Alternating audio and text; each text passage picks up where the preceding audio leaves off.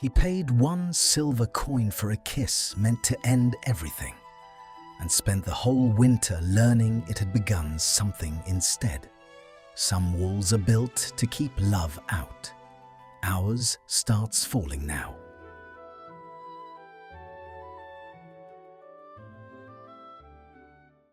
The last warm evening of October had draped itself over the castle grounds like something borrowed and not quite believed in. And Hermione Granger stood behind a booth built of scavenged crates and enchanted bunting, selling kisses for the Restoration Fund. It had been Ginny's idea, of course. Ginny, who could make a joke out of anything, and had learned that year that a joke was sometimes the only bridge sturdy enough to carry people over the places where the war had torn the ground away.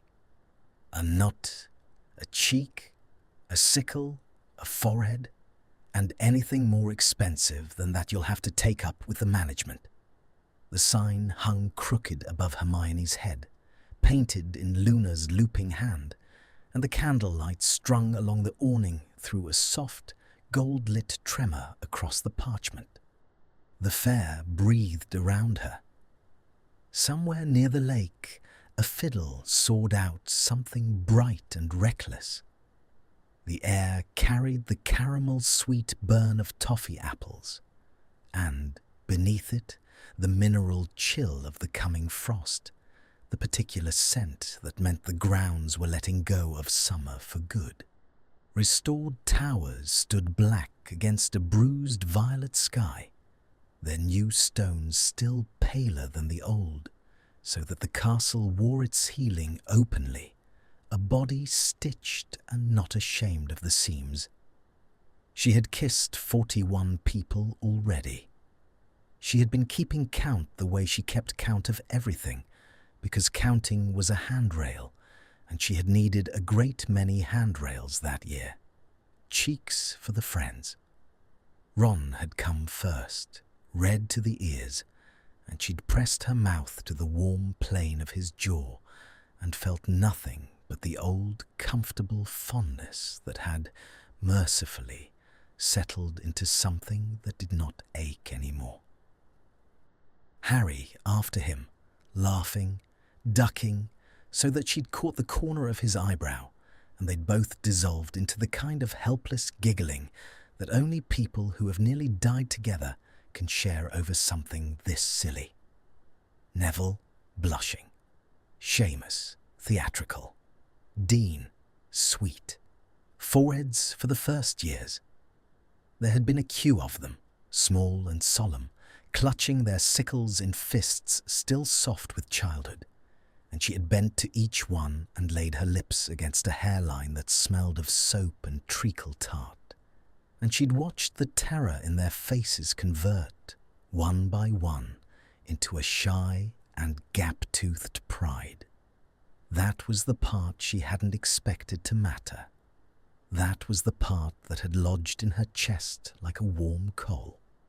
These children had spent a year of their short lives inside a castle that had learned how to bleed. And here they were, spending their pocket money to be told, wordlessly, by the touch of an older girl's mouth.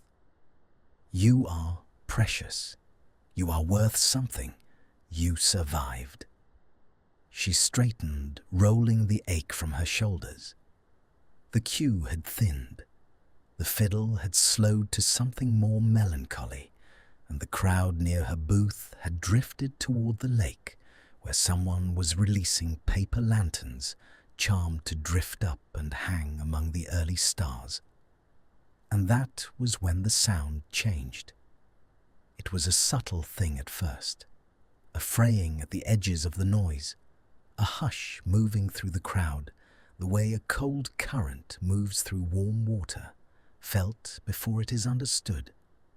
Conversations snagged, a laugh cut off mid-breath.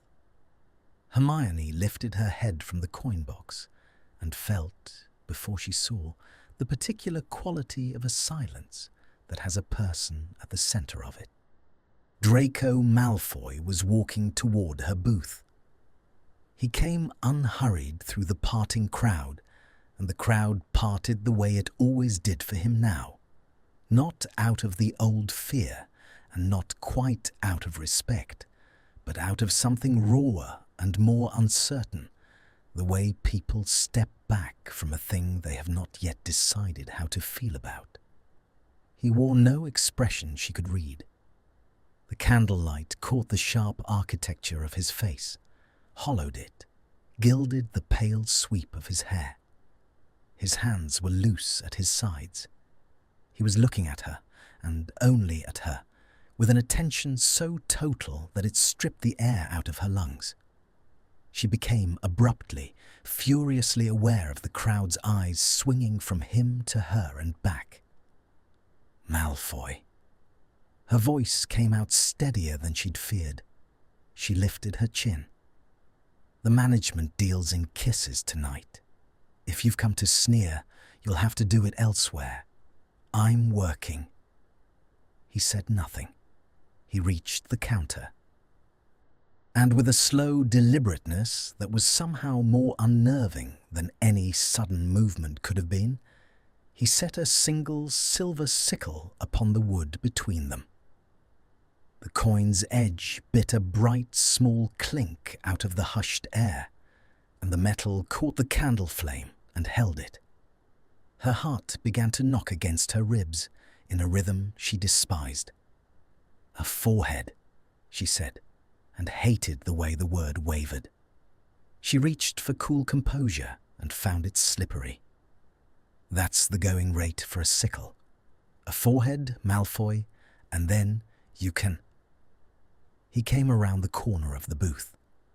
Later, she would not be able to reconstruct how he had crossed that distance, only that the crate and bunting geometry of her small, safe territory dissolved, and he was inside it, near enough that she could smell him. Cedar and cold night air, and something darker underneath, like the ozone tang that hangs over a place where lightning has just struck. Near enough that she had to tilt her face up to keep his eyes. His grey gaze moved once, fractionally, from her eyes to her mouth and back, and in that single downward flick of his lashes, she read a question that had no words attached to it, and no possibility of a spoken answer. She did not step back. She would examine that failure for weeks afterward. The fact that she, Hermione Granger, who had faced down werewolves and Death Eaters and a fragment of the Dark Lord's soul, did not take the single simple step backward that would have ended it. She stood her ground because standing her ground was the only language she trusted, and her body had made the decision before her mind could file an objection. His hand rose. It did not seize her. It came to rest against the side of her jaw with a gentleness that undid her more thoroughly than force ever could have. The pads of his fingers cool and unexpectedly careful, and the silver ring he wore pressed one small cold point into the skin below her ear, an anchor, a brand. And then Draco Malfoy kissed her. It was not a chaste thing. It was not the swift, laughing peck she had dispensed 41 times that evening. His mouth came down over hers with a slow, deliberate weight, unhurried, absolute, as though he had somewhere in the ruin of that year decided that this was the single thing he would permit himself, and he was not going to hurry through it. There was heat in it, and something that trembled just beneath the heat, a fine current of feeling held under terrible control, so that she felt the effort in him, even through the surrender. The way his other hand had curled into a fist at his side, rather than reach for her again. The way his jaw worked, as though the kiss cost him, and he was paying gladly, and it was bankrupting him all the same. The fair fell away. The fiddle, the lanterns, the caramel and the frost, and the 41 careful kisses she had given without giving anything at all. All of it thinned into nothing, and there was only the pressure of his mouth and the cold, bright pinpoint of the ring against her throat, and the astonishing, mortifying, treacherous fact that she was kissing him back. Some detached and horrified corner of her mind noted the crowd's silence had gone absolute. She had time to feel the ground tilt beneath her. She had time to feel her own hand rise half an inch toward the front of his robes, to feel it want, some appalling wanting that had lived in her without her knowledge or consent. She had time to think, with the clean, cold clarity that always came to her in the instant before catastrophe. I don't understand this. I don't understand this, and I understand everything. And then he ended it. He drew back with the same unhurried gravity he'd brought, and for one suspended second, his forehead nearly rested against hers, his breath uneven against her lips, his grey eyes very close, and, for that single unguarded instant, wide open, showing her something naked and frightened and starving before the shutters came down. He straightened. His hand fell from her jaw. The cold point of the ring left her skin, and she felt its absence like a small bereavement. He looked at her. He did not smile, did not smirk, did not offer a single word to make it a joke or a cruelty or anything at all that she could hold.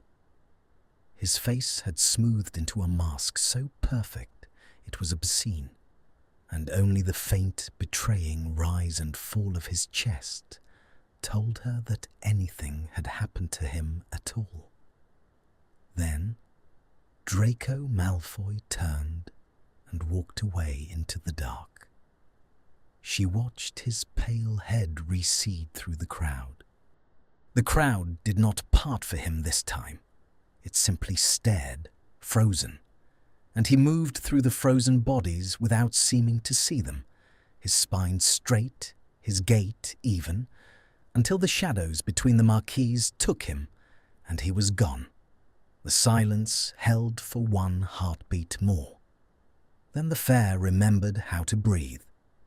The fiddle stumbled back into its tune. A ripple of talk broke over the crowd, urgent and scandalized and thrilled, and heads turned toward her, and she felt the heat of 40 faces and the burn of 100 whispered questions, and Ginny's voice somewhere shrilling her name. Hermione Granger stood behind her booth of crates and bunting, with the taste of cedar and lightning on her mouth, and a single silver sickle gleaming on the counter where he had left it, and discovered that her hands were shaking, and that she could not, for the life of her, have said whether it was rage or something so much worse that it had not yet learned its own name. She reached out. She picked up the sickle.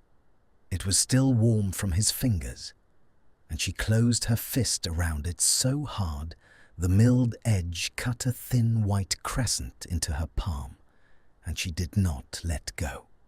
Sleep would not come, and Hermione had never before understood how much she relied upon it as a place to file things away. She lay in the 8th year dormitory long after the others had drifted off, listening to Parvati's slow breathing and the small settling ticks of the castle around her. And she stared up at the canopy of her 4-poster where the shadows pooled and shifted. Somewhere below the window, an owl called once and was answered. The frost had come in earnest now. She could feel it in the glass, in the way the room's warmth thinned toward the panes, and the moon laid a long, pale bar across the floorboards that she watched crawl by inches as the hours turned. Her mouth still remembered. That was the intolerable thing. She had washed her face, brushed her teeth with a vigor that had made her gums ache, pressed her lips together and apart 100 times, as though she could wear the memory off them like a stain. And still, whenever her guard slipped toward the edge of sleep, the sensation returned entire. The slow gravity of his mouth, the cool, careful hand at her jaw, that one cold point of the ring against her throat. Her body had catalogued the whole event with a traitorous thoroughness and would not release a single detail. She turned onto her side and pressed her palm flat against the cool linen and tried, as she always tried, to think her way out. There was an explanation.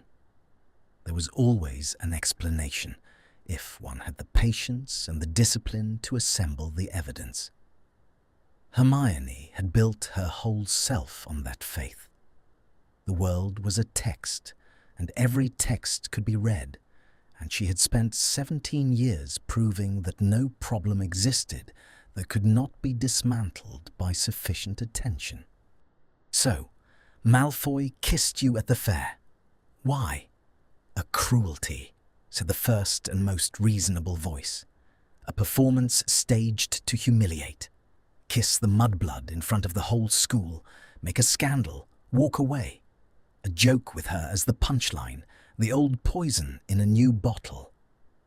It was exactly the sort of thing the boy she had known for 7 years might have done. But the boy she had known for 7 years would have smirked. He would have wiped his mouth afterward and said something vicious to the crowd. He would have made certain everyone understood the joke, because a cruelty that no one understood as cruelty was, to that boy, no use at all. The Malfoy of the fair had done none of it.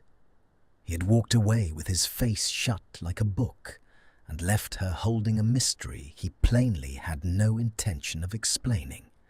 And a joke that costs the joker his own composure is not a joke. She had seen his composure cost him. She had seen it in the fist he had made, rather than reach for her, in the unsteady rise of his chest, in that single naked instant before the shutters fell. So, not cruelty, or not only. She rolled onto her back again. The moonbar had reached the leg of Lavender's empty bed. Then a dare, some prank, a wager. Blaise Zabini's idea, a bet paid off in galleons and infamy. But she could not make that fit either, because a boy performing a dare looks around afterward for the friends who dared him, seeks the laughter, collects his winnings. Malfoy had looked at no one. He had walked into the dark alone, as though the crowd did not exist, as though she had barely existed, as though the kiss had been an argument he was having entirely with himself, and she had merely happened to be standing at the sight of it. And there it snagged. There the whole clean machinery of her reasoning jammed, because the only explanation that accounted for the evidence was the one explanation she was not prepared to hold. That he had wanted to. That it had not been about her at all in the way that cruelty is about its victim, but about him, about some private hunger he had carried into her booth and set down on the counter beside the sickle, and then, having tasted it once, had punished himself by walking away. No, she told the dark. That's absurd. That's a story. You're doing the thing you always mock in other people. You're building a fantasy out of a boy's rudeness, because the fantasy is more flattering than the rudeness. But she did not believe herself, and that was new, and it frightened her more than the kiss had.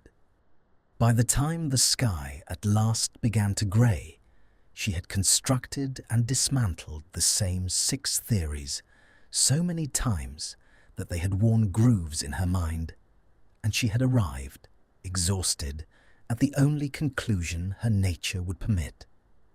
She could not live inside a question. She had never in her life been able to leave a locked thing locked. She would ask him. She would find him, and she would ask him directly, the way she asked everything directly. And she would make him give her the answer, because an unanswered question was a splinter, and she could feel this one working its way deeper by the hour. She found him after breakfast, which he did not eat. He was alone in the 7th floor corridor, the long empty one that ran past the tapestry of Barnabas and his trolls, and the hollow echo of her own footsteps announced her long before she reached him. He was standing at one of the tall arched windows with his back half toward her, looking out over the grounds where a thin skin of frost still silvered the grass in the shadow of the castle, and the winter light fell over him and made him look carved, colourless, remote. He had a book under his arm. He did not turn when she came, though she knew by the small stilling of his shoulders that he had heard. Malfoy. He turned then, and whatever she had steeled herself for, a smirk, a jibe, the old contempt, she was not prepared for what she got, which was nothing. His face was perfectly, politely blank. He looked at her the way one might look at a prefect one did not know well, who had stopped one for an unremarkable reason. Granger? A small, correct inclination of the head. Good morning. The ordinariness of it knocked the wind out of her prepared speech. She had marshalled arguments. She had a whole cold interrogation ready. And he had greeted her as though last night had been a thing that happened to 2 other people. And she stood there for a betraying second, with her mouth slightly open and nothing coming out of it. She recovered. She always recovered. Don't. Her voice was low and hard. Don't you dare stand there and good morning me. You know exactly why I'm here. Do I? Mildly. Only mildly. He shifted the book to his other arm. Last night. The words came out clipped, each one set down like a coin. The fair. The booth. You. And here, absurdly, she could not say it, could not put the plain word kissed into the frost-bright air between them, and she despised herself for the failure, and she watched something flicker at the very back of his eyes, gone before she could name it. You know what you did. I paid a sickle, he said, for a service you were advertising. I believe the transaction was in order. A pause, precisely waited. Was there a complaint about the coin? I assure you, it was genuine silver. The whitening began at her knuckles before she was aware of the rest of it. Her hands had curled at her sides, the nails biting her palms, and she was distantly astonished by the pure incandescent fury that went through her, a heat so total it was almost cleansing. That is not what that was, she said, and you know it. Foreheads for first years, cheeks for friends. You didn't pay a sickle for a service, Malfoy. You came around that booth and you... Again the word would not come. Again his eyes flickered. You did something else entirely, and you did it without a word. And then you walked off into the dark like a coward, and I want to know why. The word coward landed. She saw it land. It was the one syllable that got through the mask. A small muscle jumped once in his jaw, and his fingers tightened on the spine of the book until the leather creaked, and for a half-second the polite blankness cracked, and something underneath showed through, something that was not contempt and was not amusement, and looked appallingly like grief. Then it was gone, sealed over, and when he spoke, his voice was quieter than before, and terribly even. "You're overthinking a very small thing, Granger." He said her name without heat, which was somehow worse than the old sneer. "You always did. A boy paid for a kiss at a kissing booth. That's the whole of it. I'd have thought a girl who once slapped me in the 3rd year could weather being kissed without requiring a formal inquiry. Don't turn this into... There's nothing to turn it into." He straightened from the window. He was taller than her by a head, and he used it now, not with menace, but with a kind of closing down finality, drawing himself up and away. "Nothing happened that requires an explanation. If I embarrassed you before your admirers, I apologize. It won't be repeated. Was there anything else?" And that, was there anything else? The flat clerk's courtesy of it, the deliberate turning of a thing that had shaken the whole fair into a minor administrative matter to be closed and filed, that undid her far more than any insult could have. Because she could fight an insult. She had spent 7 years learning how to fight his insults. She had no defense at all against this smooth grey nothing, this refusal that wore the mask of civility, this door quietly and firmly shut in her face. She stared at him. He looked back, unmoving, patient, giving her not one single thing she could use. The frostlight lay cold between them.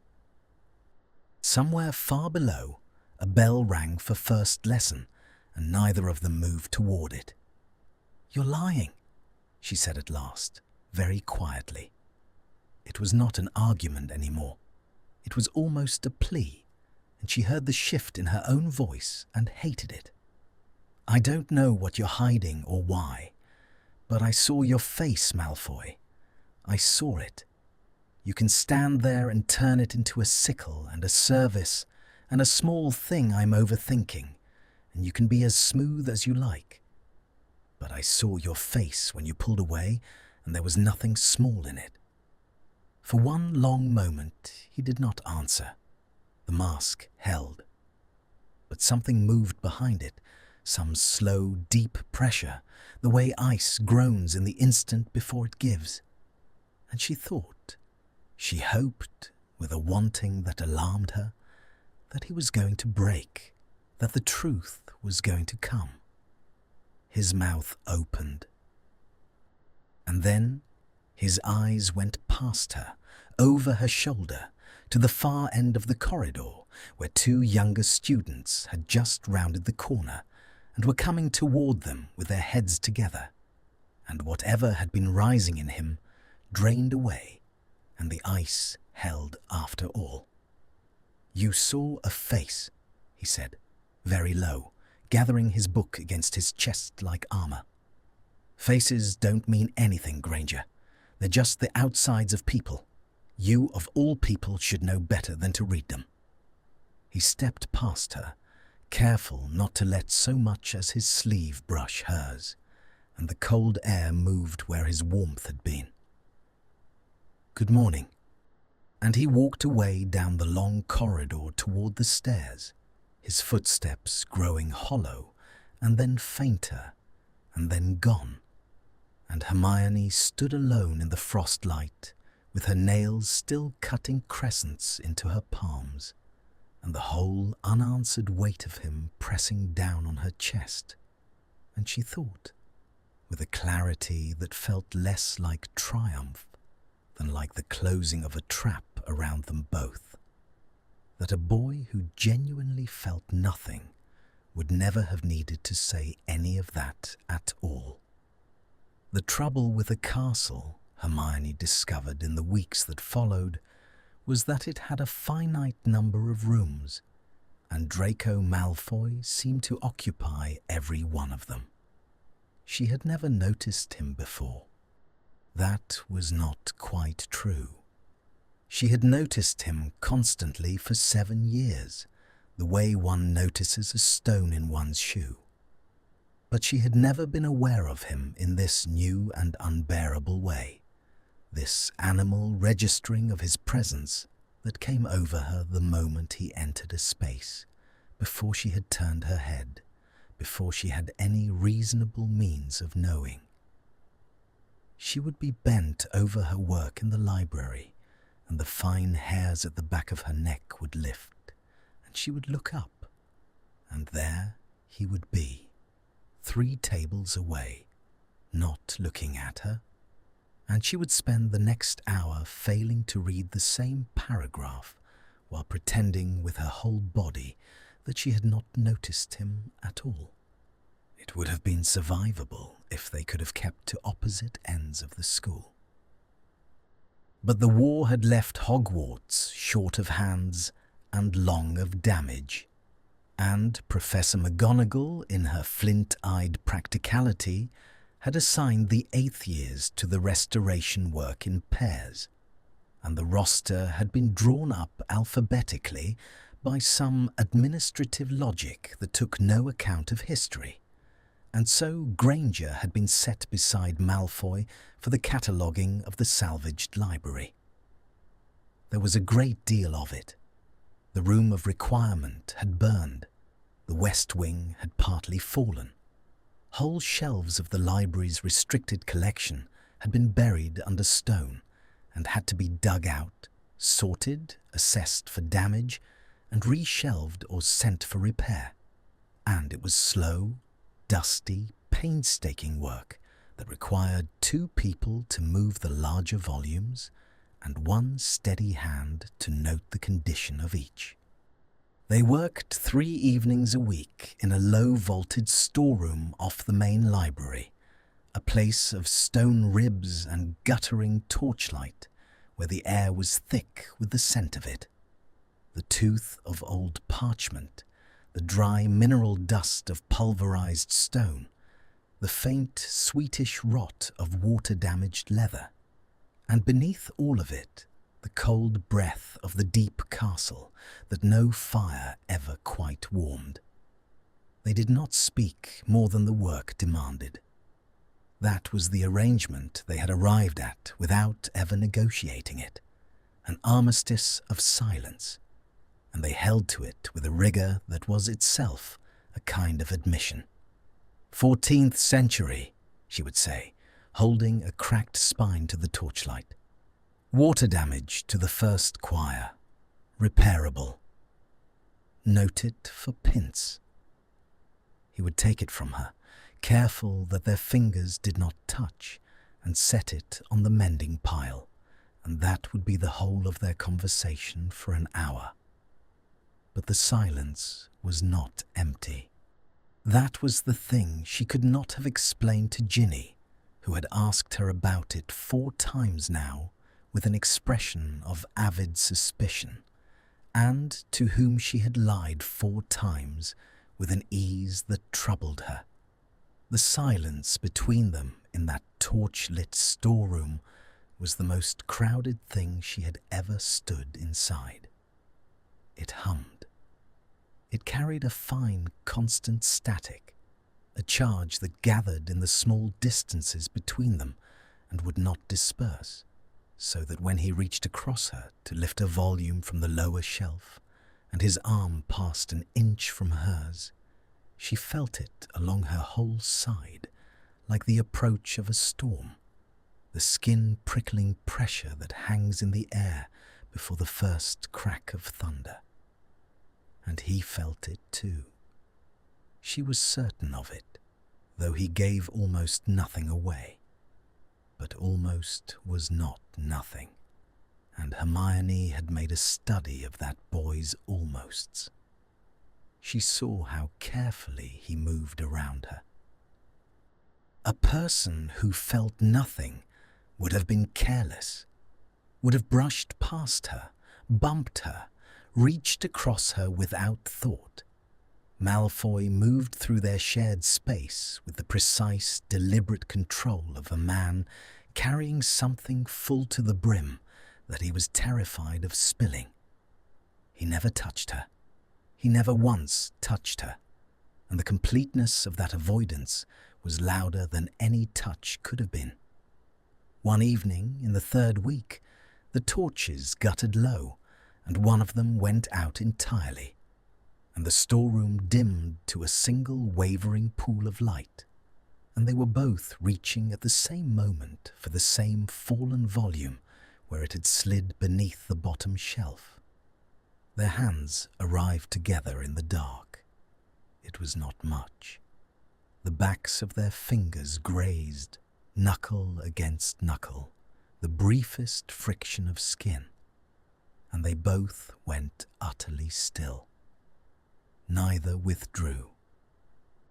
For one suspended breath, they crouched there in the failing light, with their hands touching over a fallen book, close enough that she could hear the small catch in his breathing, close enough to feel the warmth coming off him and the static that had been gathering in the room for 3 weeks concentrated itself into that single point of contact until she thought her heart would stop. She looked up. He was already looking at her. His face in the near dark was stripped of its daylight composure. The torchlight, what was left of it, moved in his grey eyes and turned them almost gold at the centres, and he was looking at her mouth again, that same helpless downward flick she remembered from the booth. And this time there was no crowd, no coin, no booth, nothing at all between them but 8 inches of torch-warmed dark and the whole unspoken architecture of everything they refused to say. She could have leaned in. The knowledge arrived complete and appalling. It would take so little. 2 inches. Less. She had only to close the distance, and the armistice would shatter, and she would know, finally, physically, know, the answer to the question that had cost her 3 weeks of sleep. Her body swayed toward it before her mind had ruled on the matter, that same treacherous forward lean she remembered from the booth, and she watched his breath stop, watched his pupils widen, watched him begin, helplessly, to lean in too. The torch flared. Some draught from the deep castle caught it, and it leapt bright, flooding the storeroom with sudden light, and the spell of the dark broke like a struck glass. He drew back so fast it was almost violent, snatched his hand from hers, rose, put the width of the room between them in 3 strides, and stood with his back to her at the shelves, his shoulders rigid, one hand braced flat against the stone. She stayed crouched on the floor with her heart slamming and the fallen book forgotten under the shelf. Malfoy. It's late. His voice came out rough, scraped, entirely unlike the smooth clerk's courtesy he'd hidden behind for weeks, and she heard in that roughness how thin his control had worn. We've done enough. Pince can finish the 14th century shelf tomorrow. He did not turn around. His hand was still flat against the stone, as though he needed the cold solidity of it to hold himself upright. You should go up.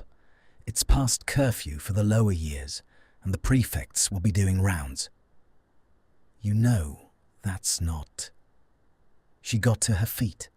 Her legs were unsteady. She hated that they were unsteady. You can't keep doing this. You can't keep reaching and then bolting and then standing there talking about curfew as though I can't see. There's nothing to see. But the roughness betrayed him, even as the words denied it, and he knew it. She could tell he knew it, and it was making him desperate. Granger, please. The please was almost inaudible. It was the first time in 7 years she had heard him say it to her, and it did not sound like courtesy. It sounded like a man asking her to stop pressing on a wound.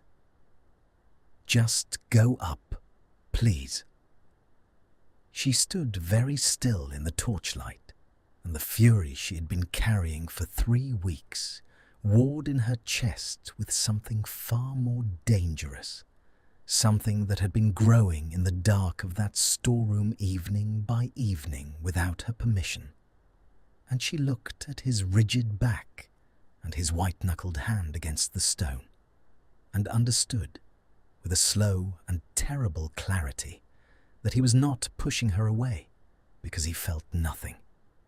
He was pushing her away because he felt too much, and had decided, for reasons she did not yet understand, and was beginning, against every instinct of her cataloguing soul, to need to understand, that he was not allowed to. "Fine," she said quietly.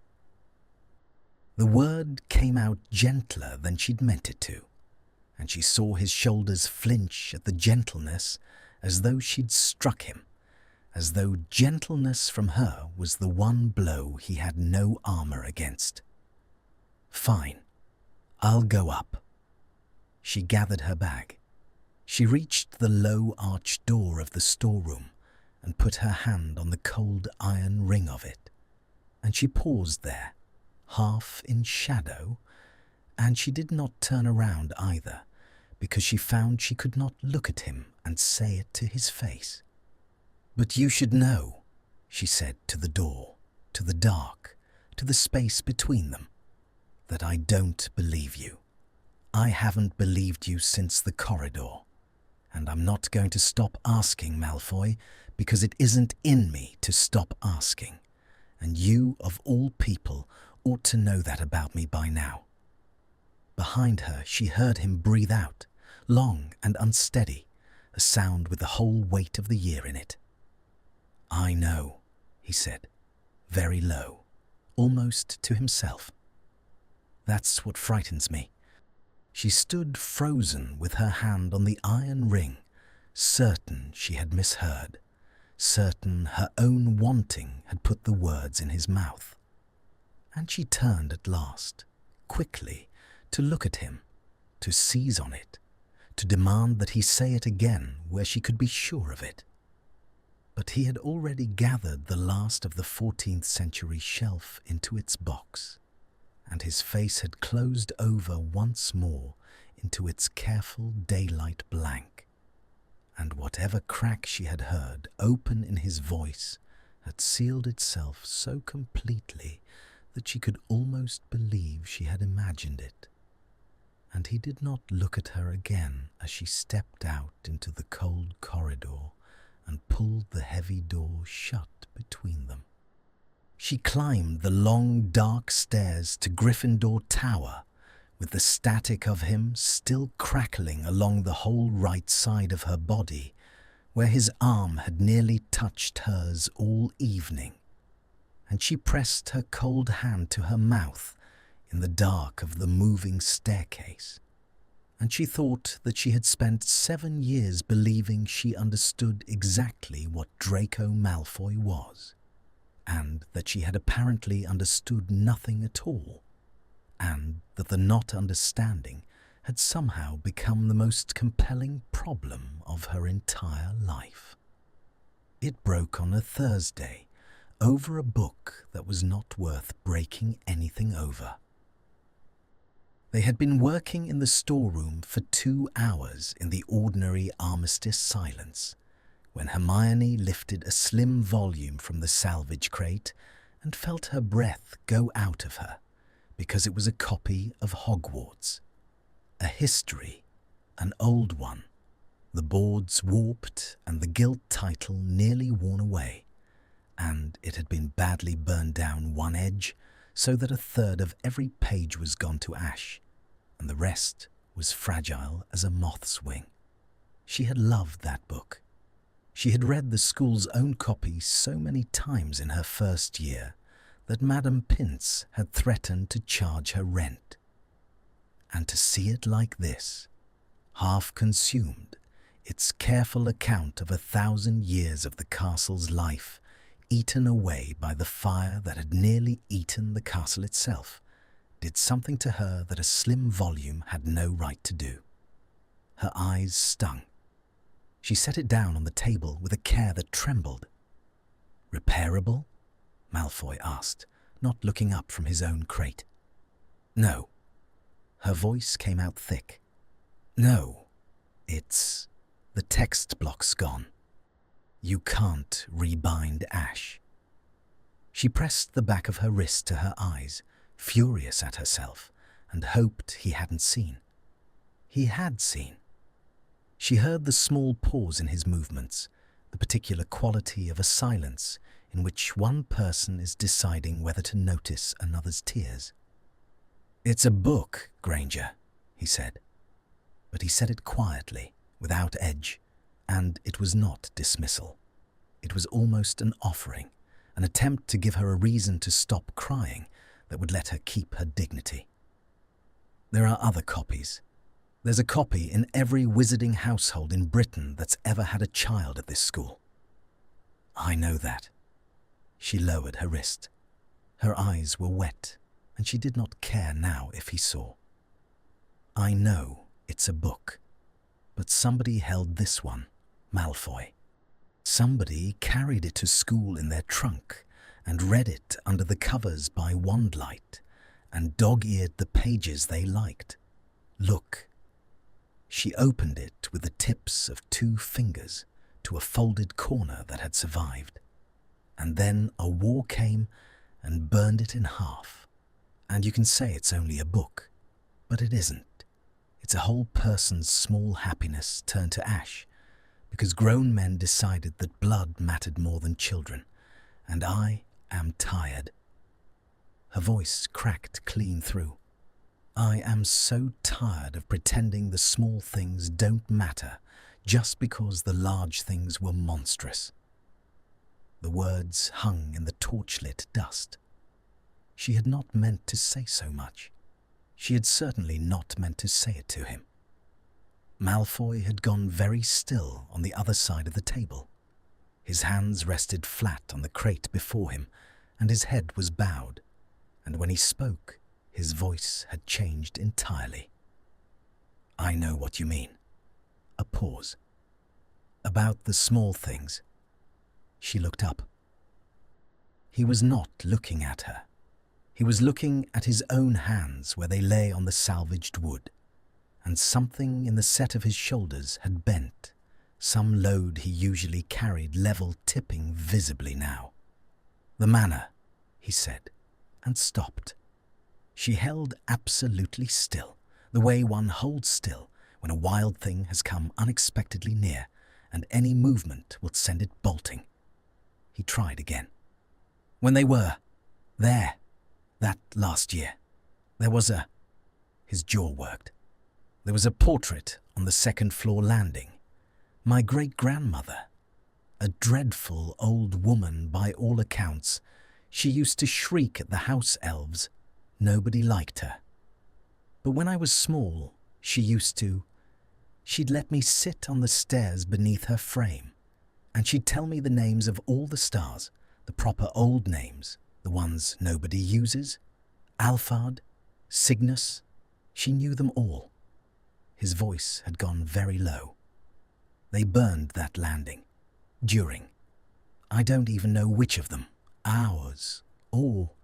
It doesn't matter. It burned. And I found myself standing in the ash of it, thinking about a portrait of a woman I'd been half afraid of, and the star names, and I could not stop. And there were so many larger things to grieve that year, Granger, so many. And I stood there, weeping over a burned painting like a child, and I have never told a single living soul that, and I have no idea on this earth why I am telling you." The torches guttered. The storeroom held its breath. "Because I understand it," Hermione said softly. "That's why. Because I'm the one person in this castle who just told you the same thing back. He looked up at her then, and the mask was gone. Not cracked, not slipping, but simply gone, and what was underneath it stopped her heart. It was not the smooth grey nothing of the corridor. It was raw and young and frightened, and it was looking at her as though she was something he had wanted for a very long time and had forbidden himself to reach for, and the wanting and the forbidding were tearing him in half in front of her eyes. Granger. Her name came out of him low and unsteady.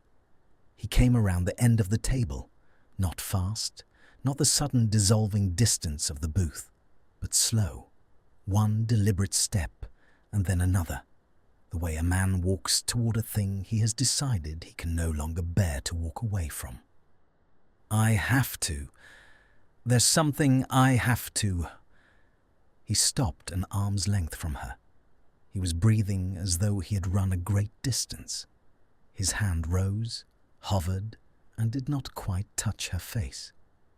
She felt the warmth of his palm against her cheek without contact, the almost of it, and she did not move, could not have moved, would not have moved for anything in the world.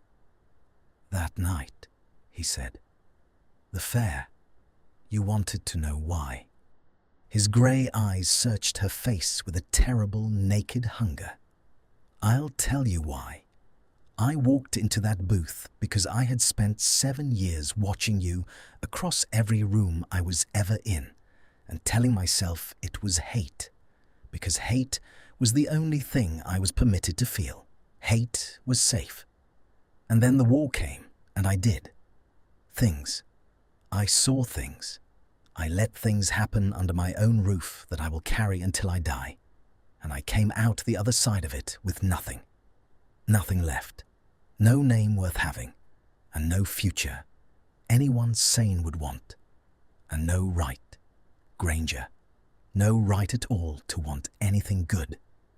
And there you were selling kisses for a school I helped nearly destroy, giving them away to first years to make them feel worth something.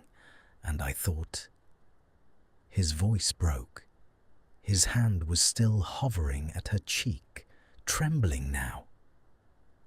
I thought, just once before I go back to the ruin of my life, I'll take the one thing I've wanted since I was 13 years old and never let myself name. And then I'll walk away and never touch it again, because it's more than someone like me has any business. Stop. The word came out of her before she decided to say it. Stop. Don't. Don't say someone like you. Don't you dare finish that sentence. Why not? And now there was anguish in it, real and old and bottomless. It's true. Look at me. Look at what my family. Look at what You were on the floor of my drawing room, Granger, screaming. My aunt with a knife to your... And I stood there. I stood there and did nothing. And you would have me believe I have some right to stand here now and want to... You were 16. Her own voice shook. Her hand had risen without her leave and closed around his wrist where it hovered by her face. And she felt his pulse hammering under her fingers, felt him go rigid at the contact. You were 16 years old and terrified, and they would have killed you and your mother both. And I have thought about that night more than you could possibly. And I don't. Malfoy. I don't hold that against the boy you were. I can't. I've watched you all term hauling stone out of the wreckage of a castle you were made to help destroy. I've watched you be gentle with a burned book, and She was crying again, and so she realized, was he? Not weeping, but his eyes had filled and gone bright in the torchlight, and neither of them moved to hide it, and his wrist was still caught in her hand, and his palm was a breath from her cheek, and the whole distance between them had thinned to nothing at all. I can't, he whispered. It was barely sound. Granger, I can't. If I let myself, if I have this, and then I lose it, and I will lose it, because everything I have ever... You haven't lost anything yet. She turned her face, just slightly, just enough that his hovering palm at last met her cheek, and she watched him shudder at the contact, as though it had burned him, or saved him, or both. You're borrowing a grief that hasn't happened. You did that at the manor too, didn't you? Stood in the ash grieving a thing before it was even gone. Stop grieving me, Malfoy. I'm right here. I'm not ash. I'm right here. And he made a sound low in his throat, half a word and half a surrender, and his hand slid from her cheek into her hair, and his forehead came down against hers, and they stood like that in the guttering torchlight with their eyes shut and their breath mingling, trembling, an inch apart, on the very edge of the thing they had circled for 3 weeks and 7 years, and she felt his mouth begin to move toward hers. The great bell of the clock tower tolled the hour directly above them.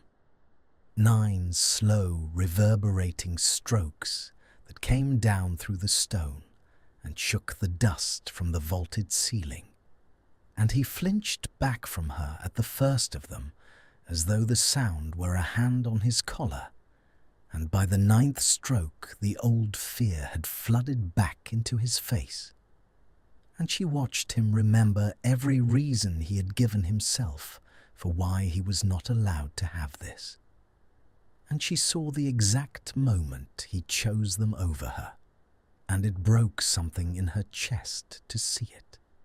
I have to go, he said hoarsely, stepping back and back again, his hair wild where her fingers had never quite reached it, his eyes stricken. Granger, I'm sorry. I can't. I told you I can't. Draco. His name, his given name, out of her mouth for the first time in her life, and she saw it strike him like a curse, saw him go white, saw him want more than anything to stay for the sound of it. Please don't run again. Please. But he was already at the low arched door, one hand on the cold iron ring, his whole body shaking with the effort of the leaving, and he turned back once, just once, and looked at her across the torchlit dust with everything he felt written openly and agonizingly on his unmasked face. And it was the truest thing she had ever seen him do, and it was not enough to keep him there. And he said, I'm sorry, one final time, so quietly she felt it more than heard it. And then he was gone into the dark of the corridor, and the heavy door swung shut behind him with a boom that was almost as loud as the bell, and Hermione was left alone among the salvaged wreckage of 1,000 years, with his given name still warm on her tongue, and the ghost of his palm still burning on her cheek, and the certain devastating knowledge that she had not been rejected at all, that she had, in fact, just been loved, badly and completely, and by someone who had convinced himself he had no right to do it. He did not come to the storeroom the following Thursday. Hermione arrived at the appointed hour with her cataloguing quills, and her heart in a state she refused to examine, and she lit the torches herself and waited. And the hour came and went, and the vaulted room stayed empty of everyone but her and the salvaged dead of the library. She told herself he had been delayed. She told herself a great many reasonable things while she sorted the 14th century shelf alone, moving the heavy volumes without a second pair of hands to steady them. And once she dropped one and it split its spine on the flagstones, and she stood over it and did not, this time, cry. because the thing in her chest had gone past tears into a stiller and colder country. He had sent a note to Pince. She learned that much the next day. He had requested reassignment, citing a scheduling conflict, and had been given the disused astronomy stores to catalogue instead on the other side of the castle, alone. And the alphabetical logic that had thrown them together had been quietly undone by a boy who would rather haul dust up 7 flights of stairs by himself than stand within an arm's length of her ever again. So, that was his answer then. He had unmasked himself entirely, had told her the truest and most terrible things in him had come within a breath of her mouth. And then he had chosen the reasons over her, and to make the choice stick, he had removed the very possibility of her, arranged the architecture of his days so that they need never share a room. It was, she thought, the most thorough rejection she had ever received, precisely because it was not a rejection of her at all. He had not decided he did not want her.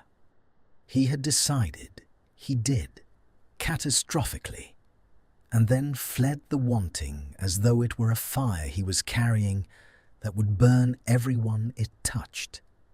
And it should not have wounded her the way it did. That was the part her cataloguing mind could not file.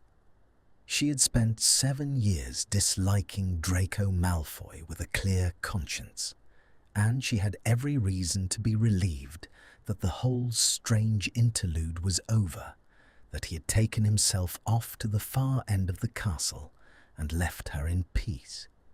She told herself so.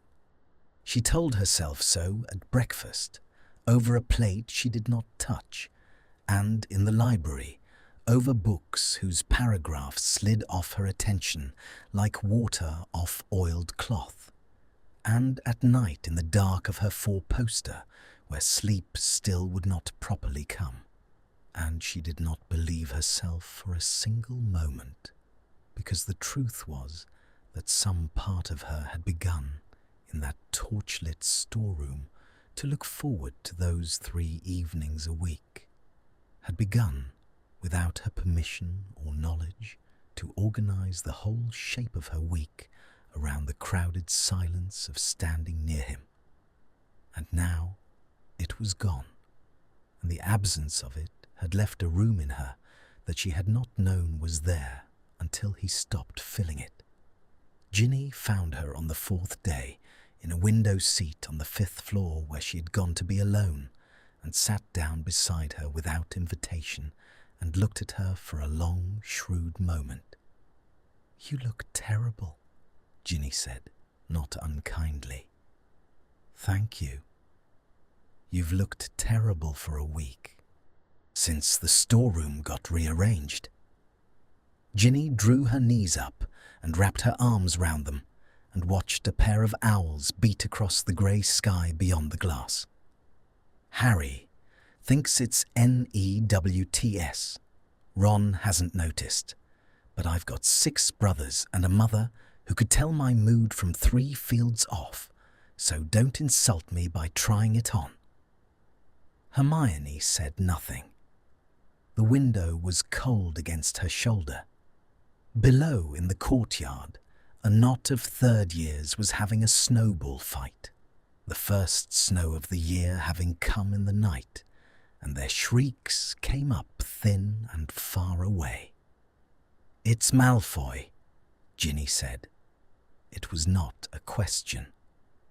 "The booth, and whatever's been happening in that storeroom that you've been lying to me about for a month." "Nothing's been happening." "Hermione," very gently, "you said his name just now. In your sleep, apparently. Parvati mentioned it. She wasn't being cruel. She was worried. And it wasn't Malfoy." A pause. "It was the other one."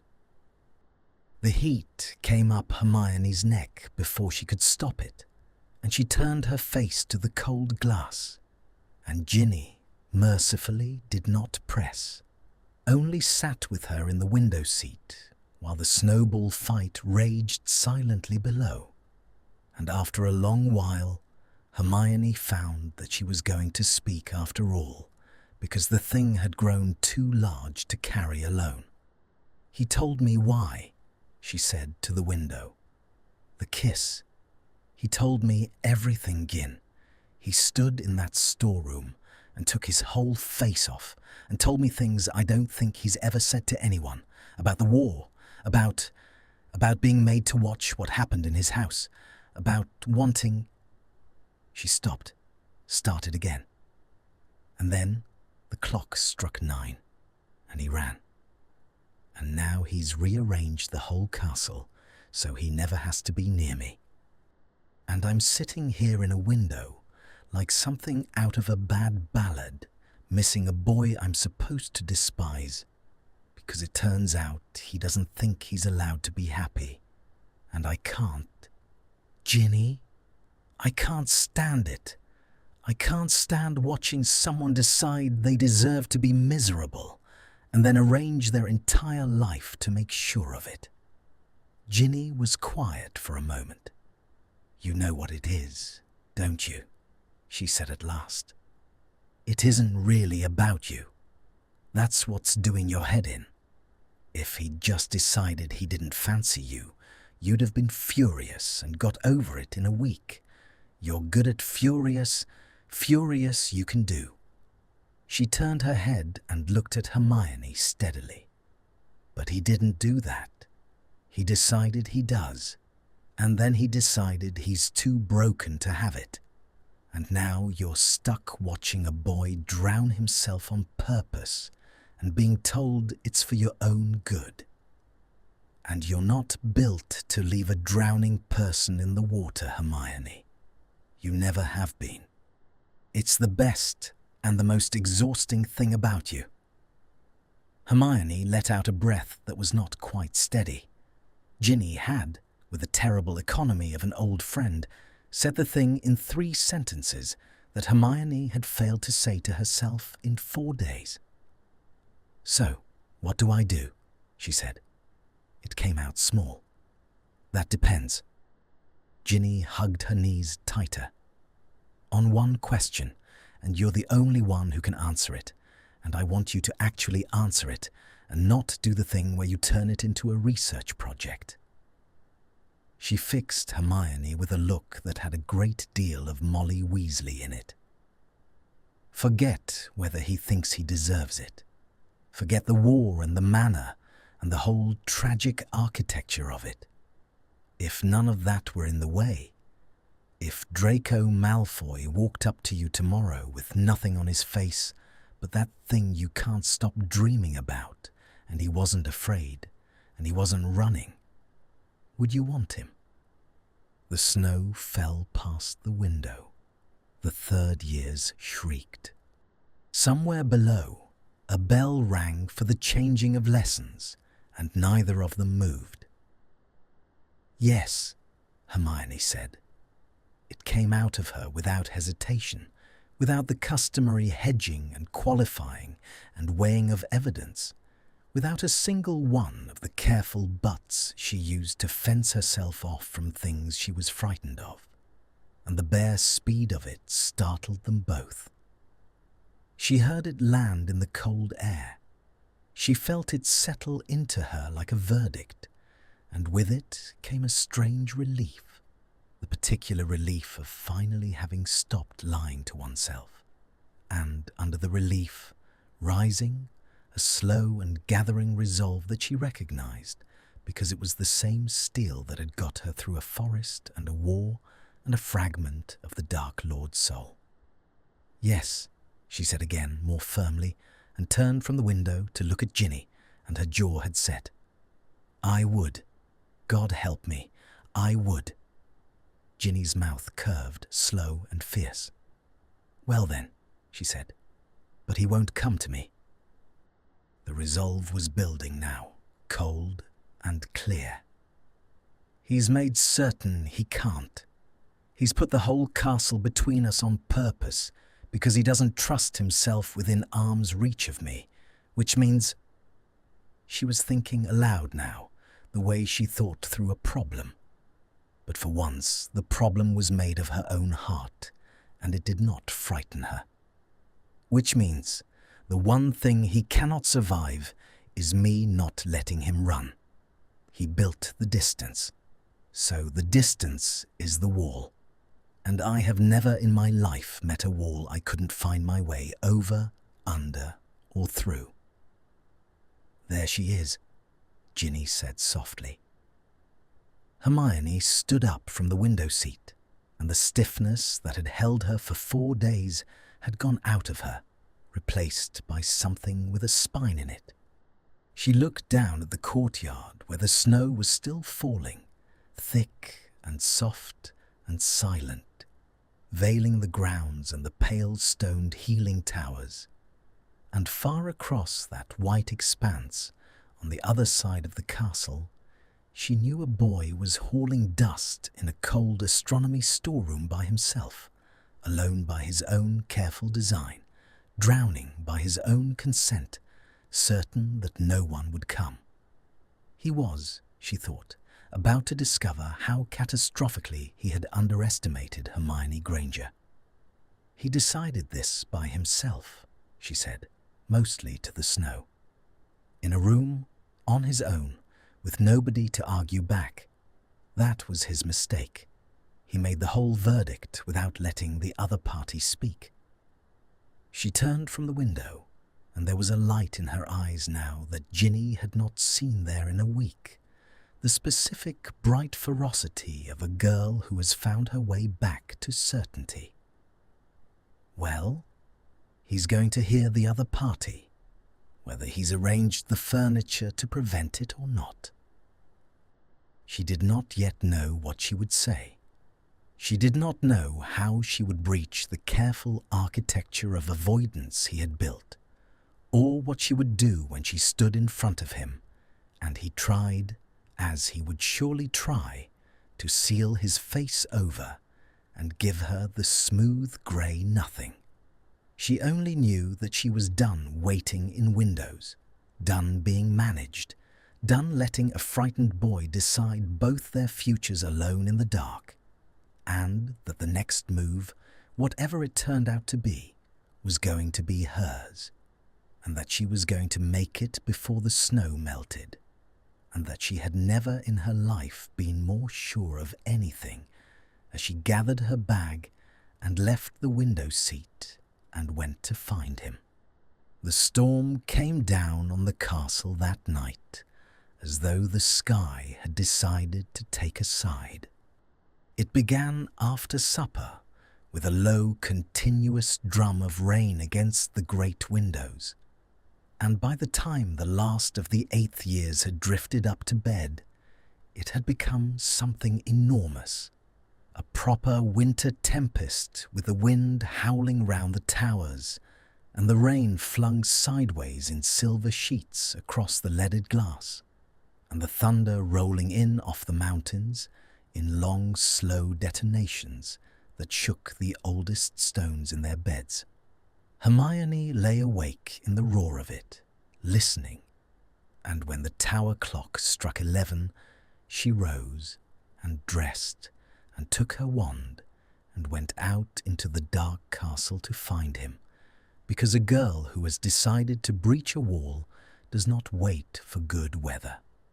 She knew where he would be. He had not come to the Slytherin dungeons at supper. She had checked in the roundabout way one checks such things, by asking Blaise Zabini a question about the catalogue and watching his face. Malfoy had taken to working the astronomy stores late into the night, alone, when the corridors were empty and there was no risk of anyone at all.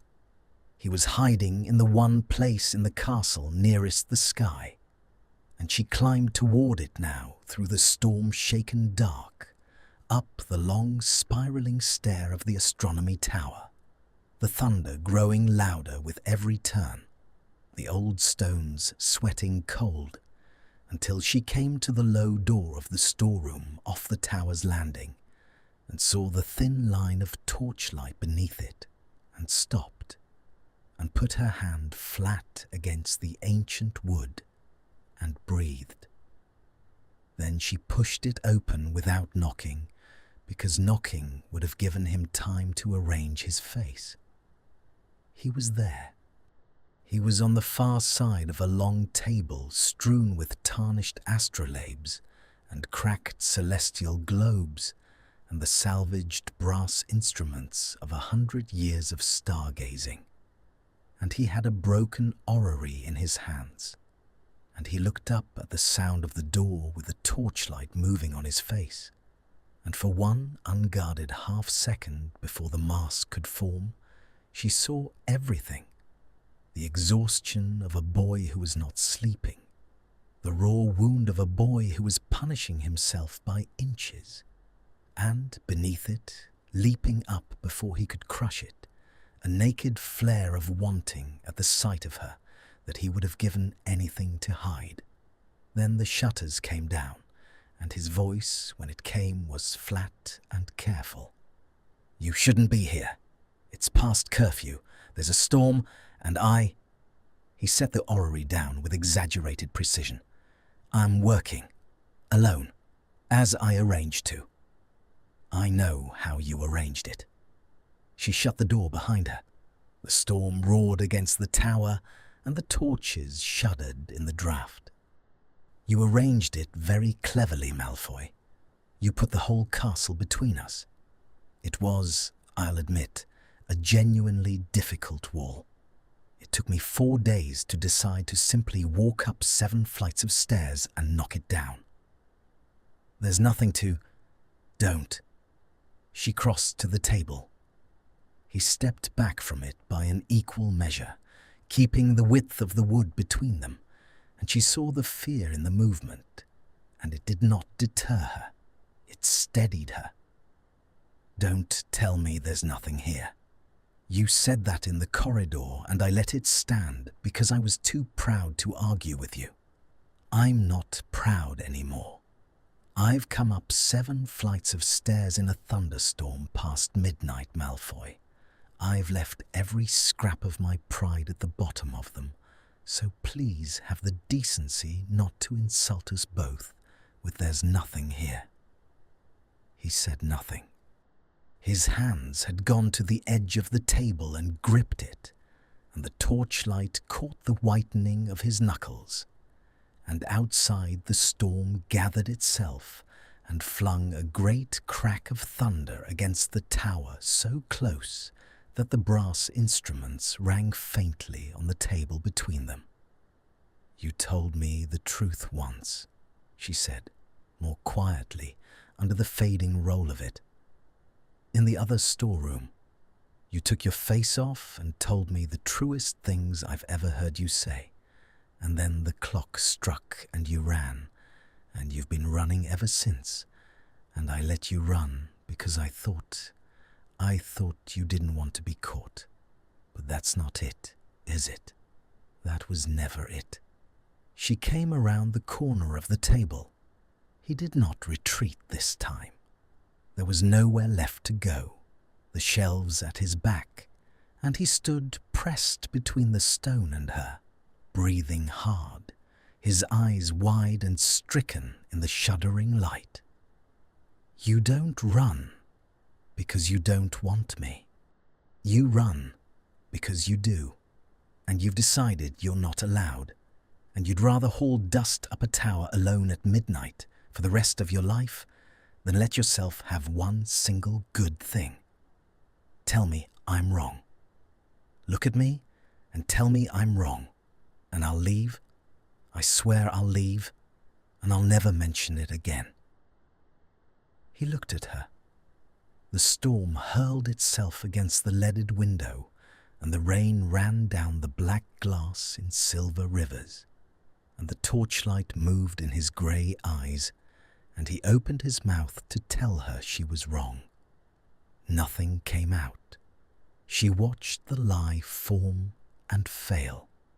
She watched him try to summon the smooth grey nothing and find, for the first time, that it would not come. That whatever wall he had built inside himself had been so patiently and thoroughly worn away by the thing between them that he could no longer put it back up on demand, and his face crumpled all at once, the whole careful architecture of it giving way, and he made a low broken sound and turned his face aside because he could not bear for her to watch it fall. "I can't say it," he whispered. That's the whole of it, Granger, don't you see? I can't even lie to you anymore. You've taken that from me too." His hands were shaking on the table's edge. 7 years I could look at you and feel nothing but the thing I was allowed to feel. And now I can't lie, and I can't run far enough, and I can't. Every night I come up here, and I think, if I just stay away long enough, it will burn itself out. Wanting always burns itself out. Everything does. And every night it's worse. And tonight you walked through that door and I... His voice cracked apart. I was glad. I heard the door, and before I could stop myself, I was glad. And I hate that I was glad. Because being glad means I've already lost. It means I can't protect you from... From what? She was close now, close enough to touch him, and she did not yet. She held herself an inch away and let the almost do its work, the way he had once held his palm a breath from her cheek. "Protect me from what, Draco? Say it. Say the actual thing." "From me." It tore out of him. He turned his face back to her at last, and it was wet and open and desperate. "From the name. From what having me would cost you. Do you have the faintest idea? Granger, do you have any idea what they'd say, what they'd do, if Hermione Granger, the brightest witch of the age, the war heroine, took up with a Death Eater's son, with a boy who has the dark mark burned into his own arm? They'd tear you apart. They'd take everything you've earned and make it filth. They'd say I'd bewitched you. They'd say you were broken. They'd never let you have a single, ordinary, happy day again. And I would rather..." His breath shuddered. "I would rather stand up here alone in the cold for the rest of my life than watch the world do that to you because you were foolish enough to love the wrong." There it is. Her voice had gone very soft and very fierce. "There's the actual thing. It was never that you don't deserve it. It's that you'd rather suffer than let me choose to suffer beside you. You've decided you get to make that choice for me. Alone, in the dark, without letting me say a word." She lifted her hand at last and laid it flat against his chest, over the frantic hammering of his heart, and felt him go utterly still beneath it, felt the shudder that went through his whole body at the touch. That's the arrogance of it, Draco. That's the one truly Malfoy thing left in you, deciding you know better than I do what I can bear. Well, I've faced down worse than gossip. I was tortured on the floor of your house, and I got up. I think I can survive the Daily Prophet. He was crying now, openly, silently, the tears running down and his whole frame trembling under her hand. And he had stopped trying to hide any of it. And outside the storm reached its height and threw the rain in silver ropes against the glass, and the thunder rolled without ceasing over the mountains. "You don't know what you're offering," he breathed. "I know exactly what I'm offering." She slid her hand up from his chest to the side of his face, and he turned into it helplessly, the way he had in the other storeroom, pressing his wet cheek into her palm as though it were the only warm thing in the world. I'm offering to stand next to you when they come. That's all it ever is, Draco. That's all love is when you strip the poetry off it. Somebody looks at all the reasons it will cost them and says, and yet, and stays. I'm saying, and yet. I've been saying it for weeks. You're the only one still arguing. Granger, say my name. Her thumb moved along his cheekbone, catching a tear. Not that one, the other one. Say it the way you did in your sleep-deprived, dust-hauling, self-flagellating misery every single night up here alone. Say it once, out loud, where you can't take it back. And then... Her voice dropped to almost nothing beneath the storm. And then, I promise I'll stop asking you to run toward me, because you'll already be here.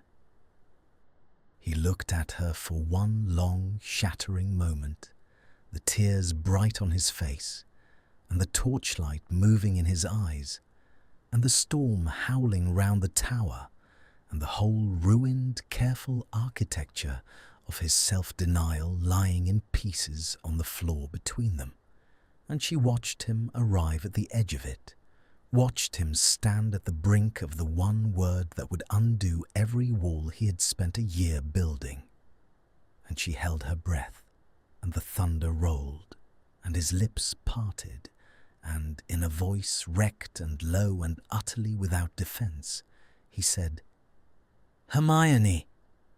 Her name hung in the storm-lit air between them, and everything that had been holding him rigid for a year seemed to go out of him at once, so that he sagged back against the shelves, as though the single word had cost him the last of his strength, and his eyes closed, and his breath came ragged, and for a moment neither of them moved at all.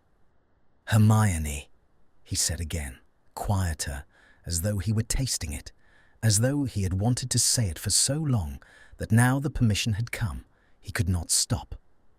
"Hermione, God help me. There, it's out. It can't go back."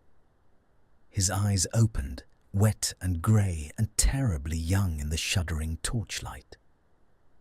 "Are you satisfied? You've made me say it. You've taken the last thing I had, which was the lie that I didn't. Now we're both standing in the wreckage of it, and I still don't know what happens next, because I never let myself think past the part where I keep you safe by staying away. I know you didn't." Her hand was still against his cheek, and she did not move it. "That's the whole trouble with you, Draco. You planned the entire tragedy down to the last stone, and you never once planned the happy ending, because you didn't believe you were allowed one. And a person who won't imagine a good outcome will always, always talk themselves into the bad one." Her thumb moved along his cheekbone again, and she felt him tremble. "So, let me imagine it for you, since you can't. Would you like to hear it?" He said nothing, but he did not pull away, and the not pulling away was an answer. "Here's what happens next," she said, low and steady beneath the roar of the rain. "You stop hauling dust up towers at midnight to punish yourself for wanting a thing that isn't a crime. You come back to the storeroom on Thursdays, and we catalogue the salvaged library together, and it takes twice as long as it should because we keep stopping. And at Christmas, you don't go back to that cold, empty manor to sit alone with the ghosts of it. You come to the burrow, where the Weasleys will be appalling to you for exactly one meal, and then decide you're theirs. Because that's what they do. They can't help it. Molly Weasley has never met a stray she didn't feed. And in the spring we sit our NEWTS, and I beat you in 3 subjects and you beat me in 2, and we argue about the third until we're both hoarse. And the prophet writes something vile, because they will, and we survive it. Because we're both people who have survived considerably worse than a headline. And it is hard, Draco. I won't pretend to you that it's easy, because you never believe easy things. It's hard, and it's worth it, and we do it anyway. And yet, that's the ending. That's the one you wouldn't let yourself imagine. He was staring at her, as though she had described a country he had been told all his life did not exist, and something in his face had begun, very slowly, to unclench. Not the mask, which was long gone, but the deeper thing beneath it, the clenched dread he had carried so long he had stopped feeling it as a burden and mistaken it for the shape of himself. "You make it sound possible," he said hoarsely. "It is possible. That's the maddening part. It was always possible. The only thing standing between you and every bit of that was a wall you built yourself. And I've spent a month proving to you that I will simply keep climbing it. And at some point, Draco, it becomes easier to open the door than to keep me out. And I think we've reached that point. I think we reached it when you said my name." She let her hand fall from his face at last and stepped back just half a step, giving him air, giving him room, because she had learned that cornering him only made him bolt. "But I'm not going to take it. That's the last thing I came up here to tell you, and then I'll have said everything, and it'll be your turn." She held his gaze. "I'm not going to reach for you. I did that once, in the other storeroom, and you ran, because a thing that's taken from you is a thing you can be angry about later, a thing you didn't choose. So, I'm not taking anything. I'm standing here. And if you want this, if you want the storeroom and the burrow and the arguing and yet, then you're going to have to be the one to close the distance. You're going to have to choose it, with your eyes open, where you can never tell yourself afterward that it happened to you." She drew a breath, and it shook, because for all her steadiness, the stakes of it terrified her. "So, there it is. The wall's down. The door's open. I've said every single thing I have. And now I'm going to stand here in this ridiculous storm and wait. And it's the hardest thing I've ever done, because every instinct I have is screaming at me to fix it myself, to solve it, to reach out and end this. And I won't, because it has to be you." And then she stopped talking, which was, she thought distantly, perhaps the most difficult act of her entire life. And she stood in the guttering torchlight with the rain running down the black glass behind her and the thunder rolling away over the mountains, and she waited. The silence stretched.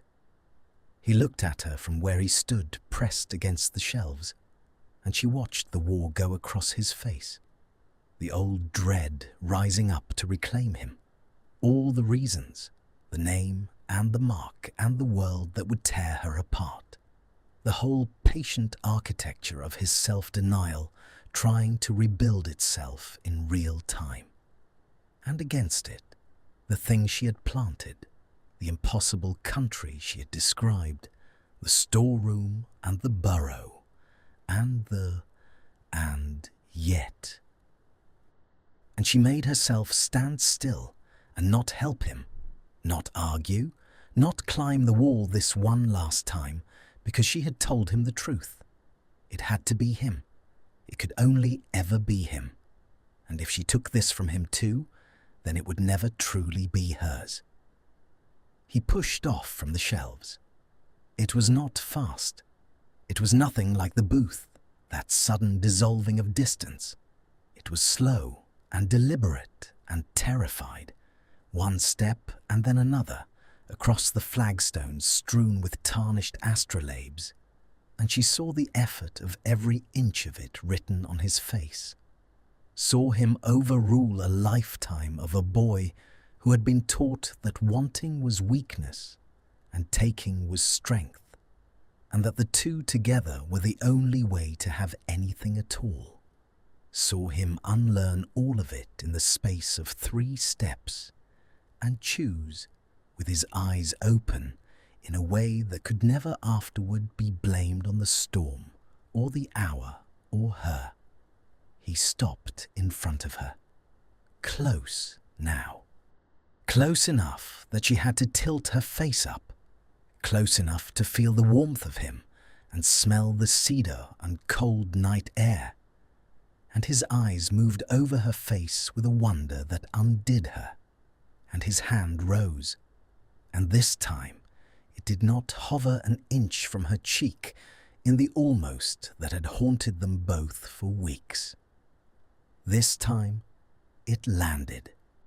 His palm cupped the side of her jaw, warm and no longer trembling, and the cold point of the silver ring pressed once against the skin below her ear exactly as it had at the booth, an echo, a rhyme, an anchor thrown across all the ruined weeks between then and now, and she felt her breath go out of her in a rush, and she did not move, did not reach, did not take, kept her promise even now with her whole body singing at her to break it. "Hermione," he said a 3rd time, and it was not a confession now, and it was not wrecked, and it was not torn out of him against his will.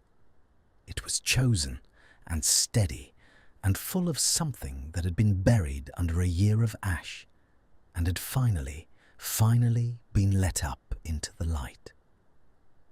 "I'm not going to run." "No," she agreed, barely a breath. "You're not." "I've been up this tower 40 nights telling myself it would burn out." His thumb moved along her cheekbone, and his eyes had dropped to her mouth, that same helpless downward flick. But there was no fear left in it now, only a slow gathering certainty. It didn't burn out. It never burns out, does it? The real thing. You just get tired of standing in the cold pretending you're not freezing.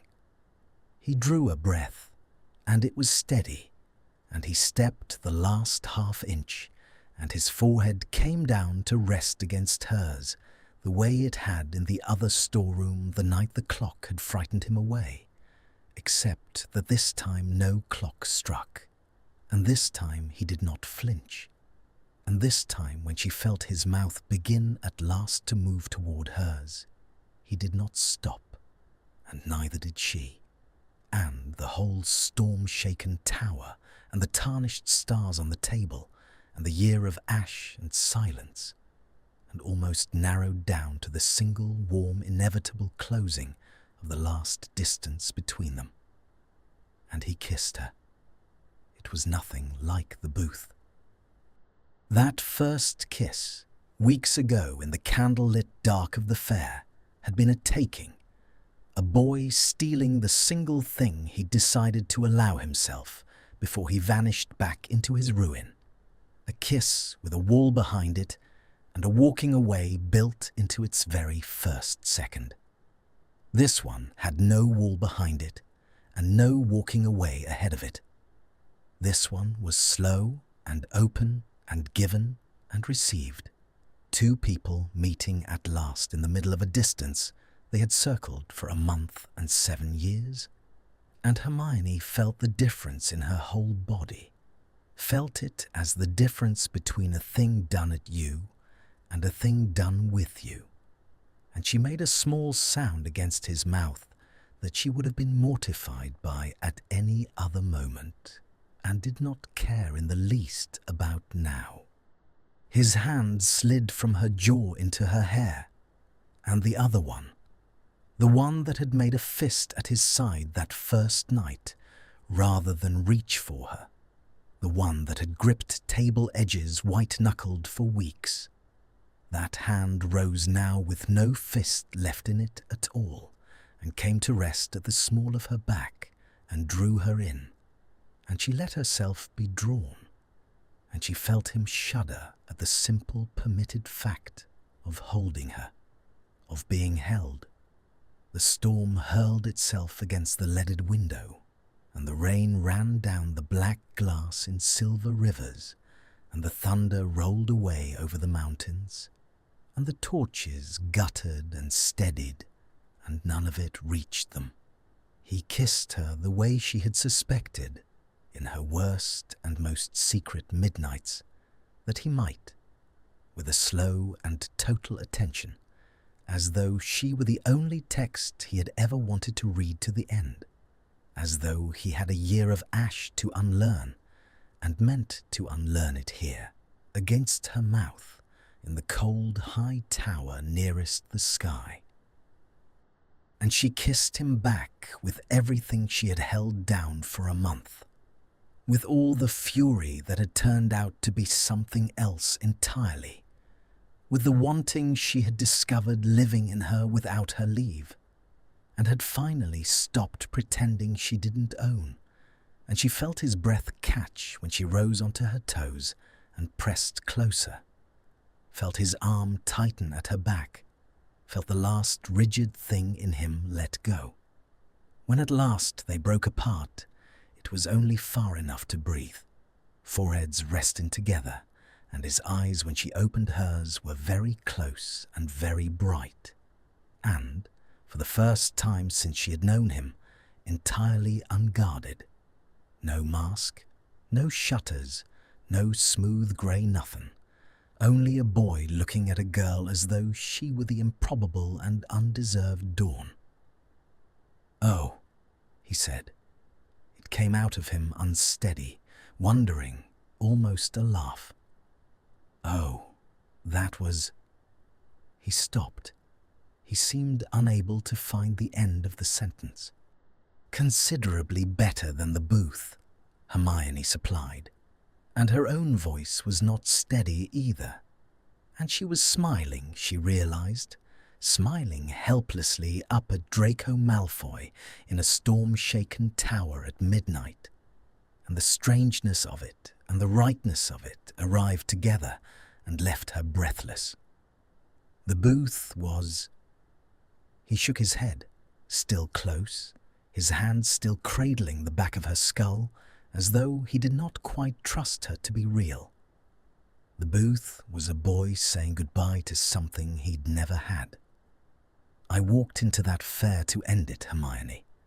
I thought if I took one and left, it would be finished. I'd have the memory, and I'd never—" His thumb moved against her hair. "I walked away from that booth thinking I'd closed a door. And then you came up the corridor the next morning with your eyes flashing and demanded to know why. And I understood I hadn't closed anything at all. I'd opened it. I'd spent a year sealing myself shut, and I opened the whole thing with one stupid, selfish, unforgivable— Stop." She pressed 2 fingers gently to his lips, and he stopped. It wasn't unforgivable. It was the truest thing you'd done in years, and you knew it, and it terrified you, because a boy who's decided he's not allowed to want anything cannot survive discovering that he wants something this much. She took her fingers away. "You didn't ruin anything at the booth, Draco. You started this. You started it, and then spent a month trying to unstart it, and I spent a month refusing to let you, and here we are. That's not a disaster. That's just how the 2 most stubborn people in this castle fall in love." The word landed in the small warm space between them. She had not planned to say it. It had simply arrived, the way yes had arrived in the window seat, without the customary hedging, and she felt him go still against her, felt the breath stop in his chest. Fall in. He drew back an inch to look at her properly, and there was fear in it again, but a different fear now. The fear of a man who has been handed something so valuable he cannot believe he is meant to keep it. You don't, Hermione. You can't mean that. It's been weeks. It's a kiss in a storeroom and a storm. People say things in storms. I said yes in a window seat to Ginny Weasley 4 days ago, with no storm anywhere in sight, she said. Full daylight, snow falling. She asked me if I wanted you, and I said yes before she'd finished the question, and I've said and unsaid and requalified every important thing in my life 100 times over because I'm frightened of being wrong. But I didn't hedge that. Not once. And I'm not hedging this. She lifted her chin, and there was the old ferocity in it. The forest and war steel turned now not against him, but toward him. I love you. I've worked it out the way I work everything out, from the evidence, and the evidence is overwhelming, and I've checked it 6 times because that's who I am, and it comes out the same every time. I love you, Draco Malfoy, and I am not going to unsay it just because you're too frightened to believe you're allowed to be loved. For a moment, he could not speak at all.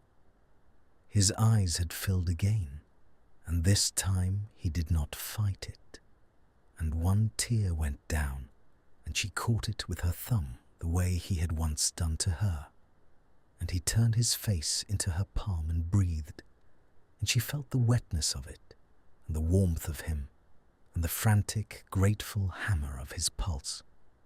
I've loved you, he said at last, into her hand, so quietly she felt it more than heard it.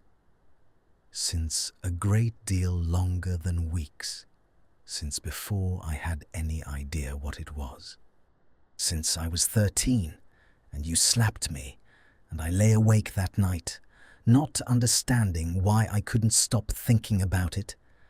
And I told myself for years, it was hate, because hate was the only door in that house that opened. I've loved you the whole time, Hermione. I loved you through the war. I loved you on the floor of my own drawing room when I couldn't. His voice broke. When I couldn't do anything.